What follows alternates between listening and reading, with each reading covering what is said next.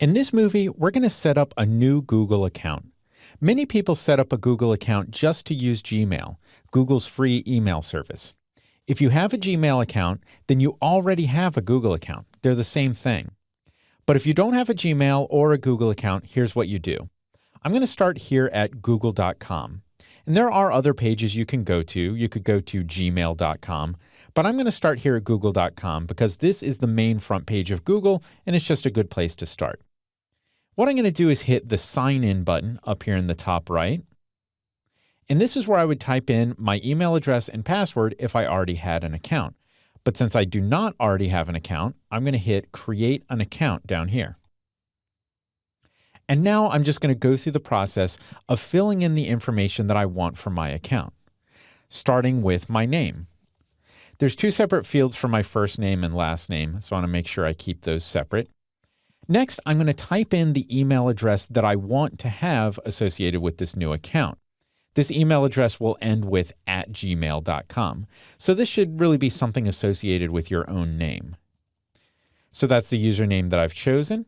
Now I'm going to have to create a password.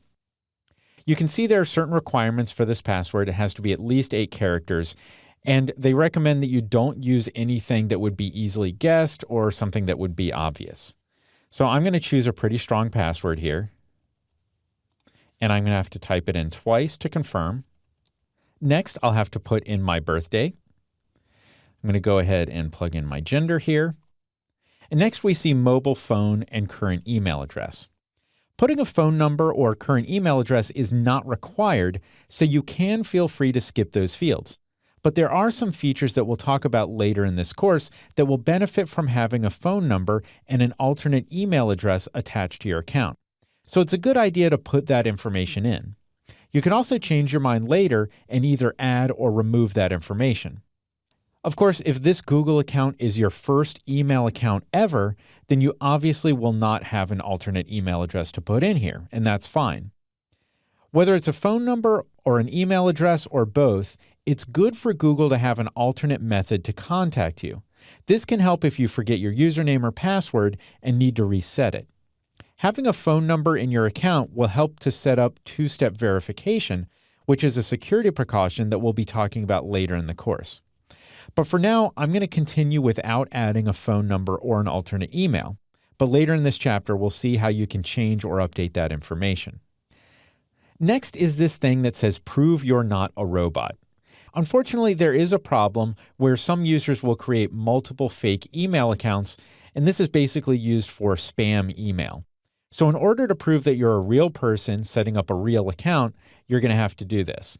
So all you need to do is type in the text that appears in the image above. And that's pretty easy on this one. I've filled that in and we're all set. My location is the United States. I could change that if I needed to. And then I'll have to agree to Google's terms of service by clicking this box. Now, it's probably a good idea for you to read these terms of service. You can just click on this link and you can read everything here. So now I'm just going to hit Next Step and continue with the rest of the process. When you set up a Google account, you're also setting up a Google Plus profile. I don't want to do anything with that right now. We'll talk about that a little bit later. For now, I'm just going to hit No Thanks. You can always go back and set up your Google Plus profile later. And now my account is all set. It says welcome, it confirms my new email address, and if I hit Get Started, I'll go back to the regular Google.com website. But now up in the top right, I see my email address. I can click on that and I can see some options that we're going to talk about more in this course as we go on. Once I've set up this account, I might want to come into this little menu here and hit Sign Out. That's what you're going to do when you want to completely sign out of your account so nobody else can access it.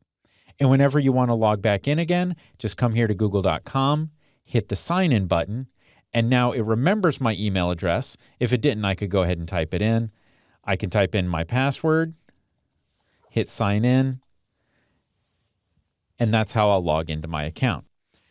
Now, since this is the first time I've signed in, it's again prompting me to fill in that phone number and recovery email address. And again, I'm not going to do that right now. I'm just going to hit No Thanks. And with that, we've completed one of the primary goals of this course, setting up a Google account.